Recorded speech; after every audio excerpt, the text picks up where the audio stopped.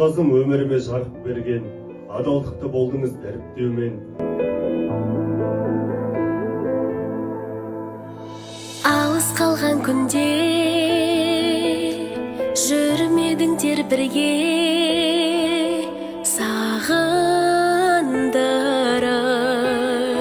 жетемін де бармын.